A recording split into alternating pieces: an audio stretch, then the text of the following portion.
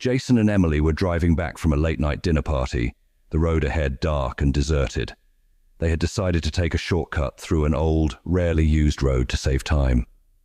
The headlights of their car cut through the thick darkness, illuminating only a small stretch of the narrow, winding road. The forest pressed in close on either side, the trees towering and twisted, their branches forming eerie shapes against the moonless sky. Jason gripped the steering wheel tightly, the silence between him and Emily almost oppressive. "Are you sure this is the right way?" Emily asked, her voice tinged with unease. Jason nodded, though he wasn't entirely confident. "Yeah, the GPS says it'll cut through to the main highway in a few miles." They continued in silence, the only sounds the hum of the engine and the crunch of gravel under the tires. Suddenly, Emily gasped, pointing ahead. "Jason, look!" In the beam of the headlights, a figure appeared, a girl dressed in all white, with long black hair cascading down her back. She stood in the middle of the road, motionless, facing them. Jason slowed the car to a crawl, his heart pounding. "Is she hurt?" Emily whispered. Jason pulled to a stop a few yards from the girl. She didn't move, didn't react to the car's approach. Her presence was unnerving, but Jason felt a duty to check if she was okay. He glanced at Emily, who looked equally terrified but nodded in agreement. "I'll see if she needs help," Jason said, opening the car door. The night air was cold, and the forest seemed to hold its breath. He walked slowly toward the girl, the crunch of his footsteps loud in the silence. "Hey, are you all right?" he called out. The girl didn't respond. As he got closer, he noticed something was wrong. Her hair hung unnaturally, almost as if it were floating. Jason's steps faltered, and a chill ran down his spine. He was now just a few feet away. "Miss, do you need help?" He tried again, his voice shaking.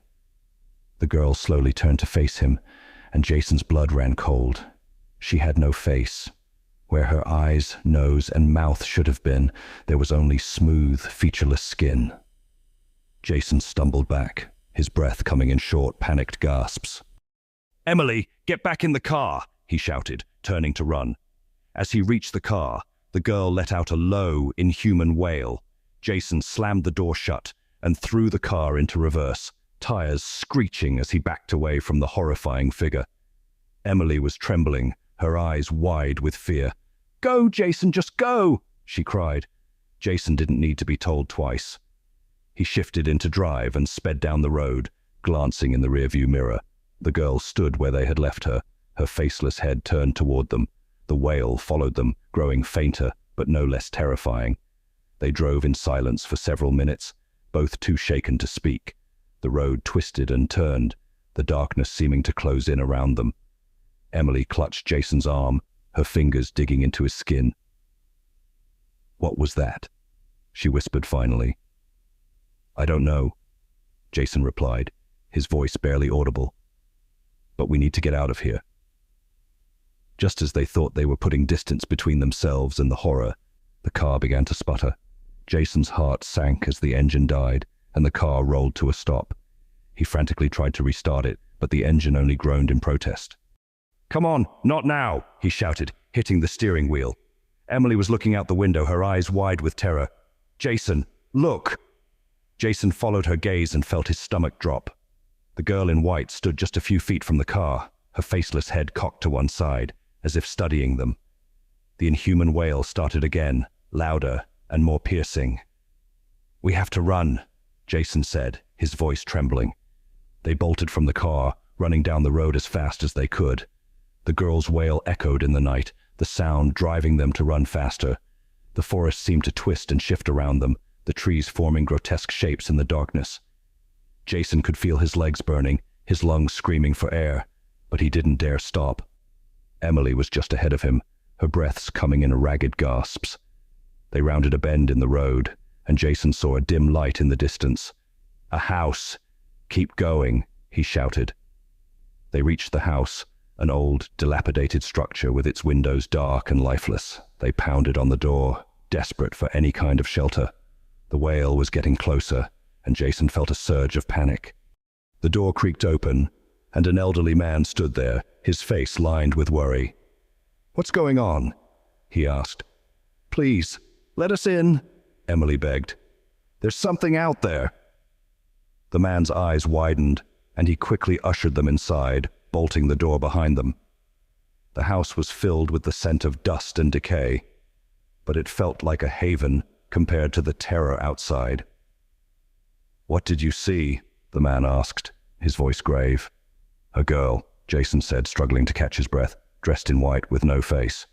The man's expression darkened. "You've seen her then? The faceless one." "Who is she?" Emily asked, her voice trembling. "A spirit," the man replied. "They say she was a girl who went missing on this road decades ago. Her face was never found. Now she haunts these woods, searching for it." Jason and Emily exchanged horrified glances. The man continued, "You're safe here for now, but she won't give up. She'll come for you." The wail sounded again, this time right outside the house. The man grabbed a shotgun from behind the door. "Stay here," he ordered. He stepped outside, and Jason and Emily listened, their hearts pounding. The wail grew louder, then suddenly stopped. Silence fell, thick and suffocating. Moments later, the man returned, his face pale. "She's gone for now," he said, "but you need to leave this place at first light and never come back." They spent the rest of the night in fear, the silence broken only by their ragged breaths. When dawn finally broke, they thanked the man and hurried back to their car. Miraculously, it started on the first try. They drove away from the haunted road, the memory of the faceless girl forever etched in their minds. They never spoke of that night again, but the terror lingered, a dark shadow that followed them wherever they went.